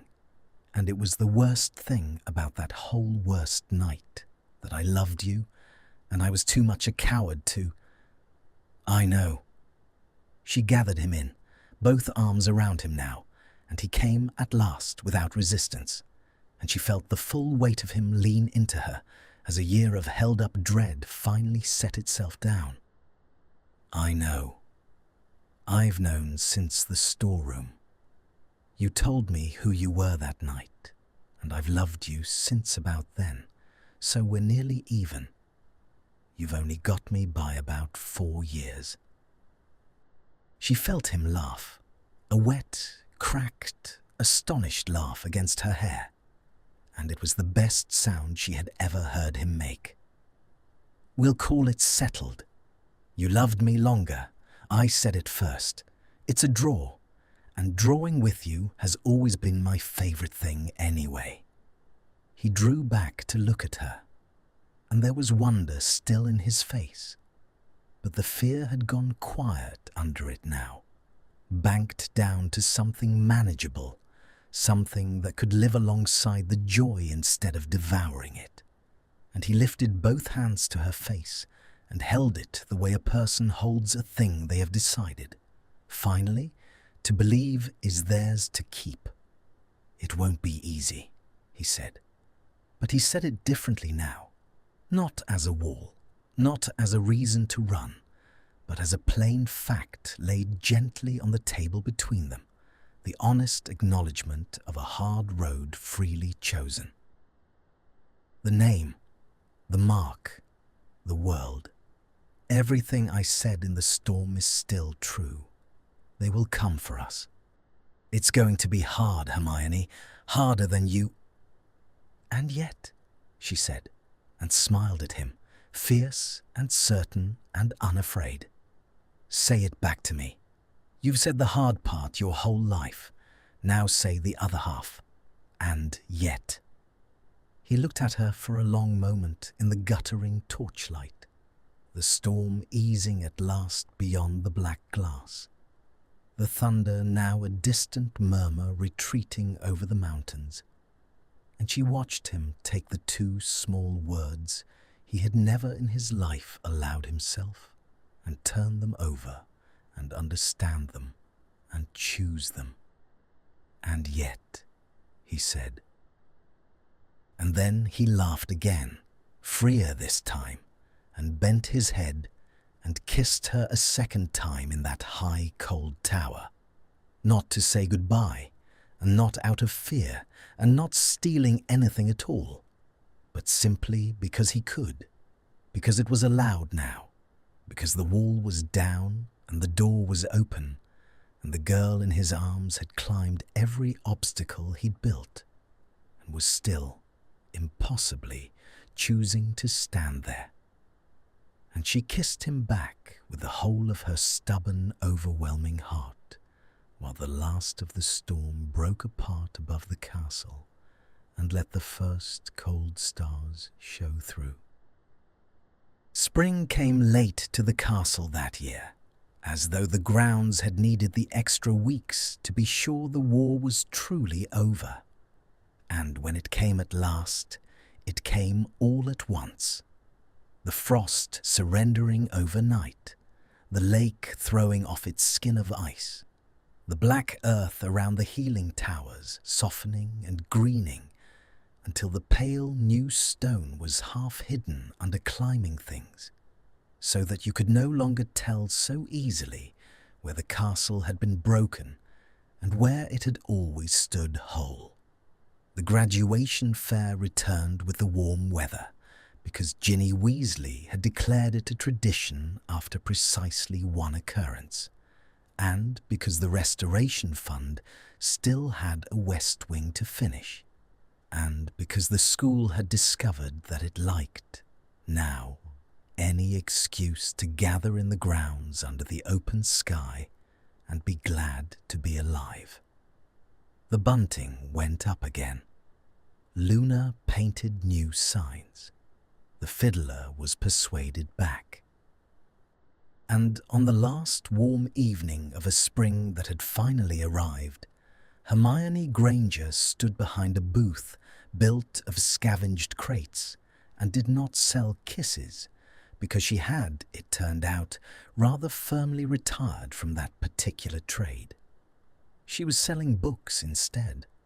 The salvaged, the mended, the beautifully repaired volumes that she and Draco had spent the whole long winter cataloguing in the storeroom off the main library, 3 evenings a week that had somehow become 5, the work taking twice as long as it should have, because they kept stopping, exactly as she had promised him it would in the storm.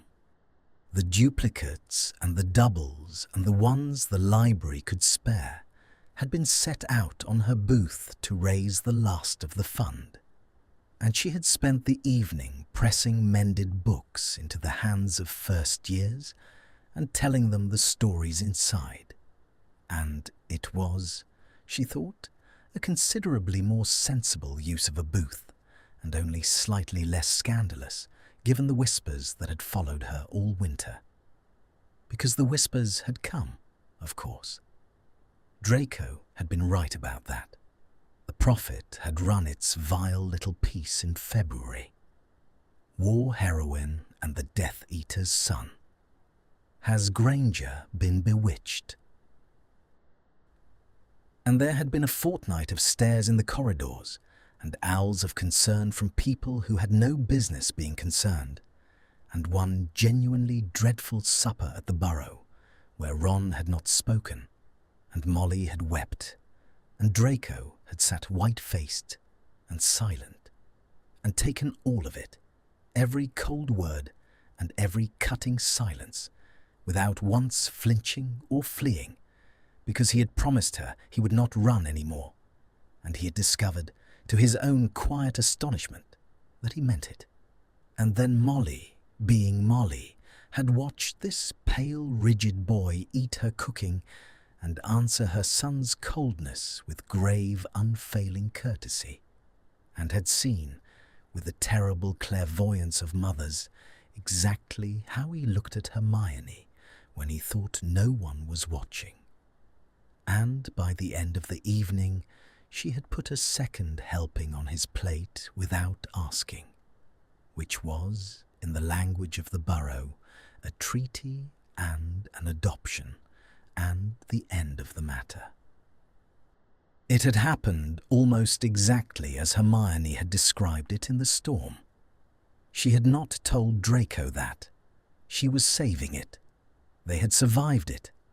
That was the plain, astonishing fact of the winter.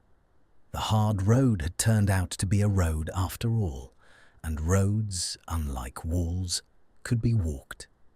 And they had walked it together, one ordinary day at a time, and the world had said its worst. And they were still standing, and the standing had got easier the longer they did it, until the whispers had thinned to nothing, and the stares had turned to shrugs, and the great scandal had become, as scandals do, simply the way things were. Now the fiddles soared out something bright across the warm dusk, and the caramel and frost of autumn had given way to the green smell of new grass and the sweetness of the first flowers, and the paper lanterns were going up again over the lake, drifting up to hang among stars that showed early and clear in a sky washed clean by spring. And Hermione sold the last of her mended books to a solemn second year, and closed her coin box, and looked up, and felt, before she saw, the particular quality of the air changing. She knew the feeling. She had learned it at a booth just like this one, on an evening just like this one, half a year and a whole lifetime ago. The fine hairs lifting at the back of her neck, the animal certainty, the awareness of him arriving in her body before her eyes had confirmed it. She looked across the fair, and Draco Malfoy was walking towards her booth.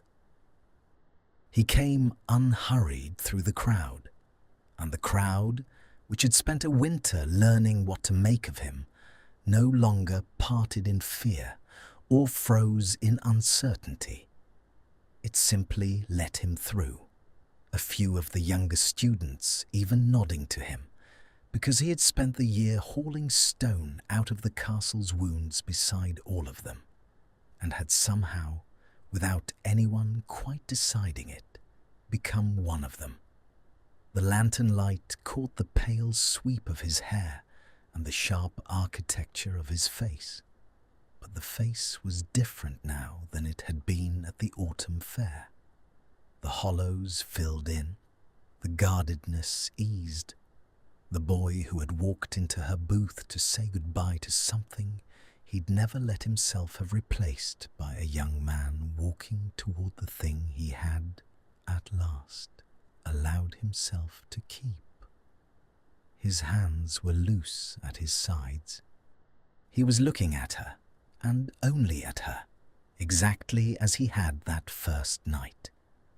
But there was no ozone charge of dread in it now, no held-breath silence spreading through the crowd, only a slow, warm certainty and the ghost of a smile at the very corner of his mouth that was for her alone. He reached the counter, and with a slow deliberateness that was an echo, a rhyme, a deliberate calling back across the whole winter between them, he set a single silver sickle on the wood, and it caught the lantern flame and held it exactly as it had before. "We're not selling kisses this year," Hermione said, and fought and lost against the smile pulling at her own mouth. "Books only, I'm afraid. You'll have to take your custom elsewhere.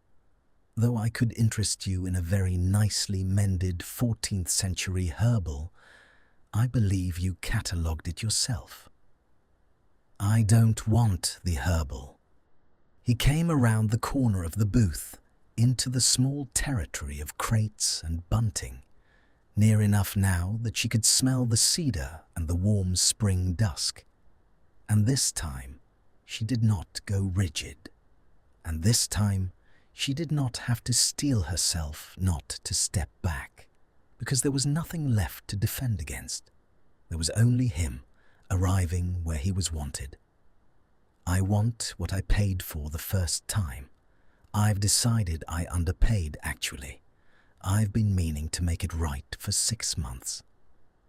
Have you?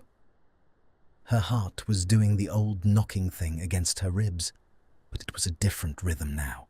No dread in it at all, only a warm and rising gladness.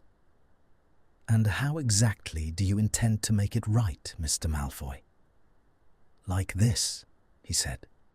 And Draco Malfoy lifted his hand to the side of her jaw, warm and steady and unafraid, the cool point of the silver ring pressing once against the skin below her ear, an anchor thrown clear across the winter to the first night, closing the circle of it. And this time there was no crowd silence to endure, and no walking away built into the first second of it, and no year of ash weighing down his shoulders. And this time, when he kissed her, he did it slowly and openly, in the full lantern light where the whole school could see, and he did not care who saw, because a kiss given in the dark to say goodbye and a kiss given in the light to say stay are not the same thing at all. And he had waited 1/2 a year and 7.5 more to give her this one properly. The fair did not shudder this time. It cheered. The whole warm dusk broke into it. A great delighted roar from the students who had watched the two of them all winter and had been waiting, apparently, for precisely this. And Ginny Weasley's voice somewhere shrieking with triumph, and the fiddler abandoning his tune to play something wild and celebratory, and paper lanterns drifting up into a clear spring sky. And Hermione Granger stood behind her booth of crates and bunting, with her arms coming up around Draco Malfoy's neck, and the taste of him on her mouth, and the whole loud, glad world spinning around them. And she kissed him back without a single one of the careful buts she had used all her life to fence herself off from the things she was frightened of, because she was not frightened anymore, because the thing she had once been unable to name had long since learned its own name and answered to it gladly. And it was love, and it had been love for a very long time, and it was hers, and she was done pretending otherwise. When at last they broke apart, he pressed his forehead to hers in the old way, both of them breathless and laughing now, and the cheering rolled on around them, and he closed his eyes, and she felt him smile. And yet, he murmured against her mouth, just for her, their words, the 2 small syllables he had spent his whole life unable to say, and had spent the winter learning to live inside. And yet, she agreed, and kissed him once more, quickly, and then took his hand, the one with the ring, the one that had once made a fist at his side rather than reach for her, and laced her fingers through his and drew him out from behind the booth and into the warm, loud, glittering evening, past the lanterns and the fiddle and the whole cheering school, toward the lake, where the last light was going gold on the water, 2 people walking side by side into an ordinary future that neither of them had believed they were allowed to have, and that they had, in the end, been stubborn enough to reach anyway. The silver sickle he had paid stayed on the counter behind them, forgotten, catching the lantern light. Nobody picked it up. It was, after all, only ever a token, the price of a thing that could not, as it turned out, be bought or stolen or given away in a single night, but only chosen, slowly and freely and together, by two people willing to climb every wall between them. And they had. So that's the end of the story. Thank you for staying with me. I want to tell you something about writing this one. The whole time I keep thinking about one small moment. It's near the end. Hermione doesn't reach for him. She wants to. Every part of her wants to fix it, to take his hand, to end the pain. But she stops. She stands there and waits, and she let him walk to her. That was the hardest part to write, and I think it's the heart of the whole thing, because we often think love means saving someone. We think it means pulling them out of the dark, but sometimes the kindness thing is to stand still, to hold the door open, and to let the other person choose to walk through it. Draco spent a whole year telling himself he was not allowed to be happy. He built a wall, and he did it alone, in the dark, with no one to argue back. That was his real mistake. So here is what I was thinking about. This is the moral, I suppose. You are allowed good things, even after you have mistakes, even when you are afraid. The past does not lock every door forever, and no one can be happy for you. You have to choose it yourself, with your eyes open, that's all. Be brave, open the door. Thank you for listening. I'll see you in the next story.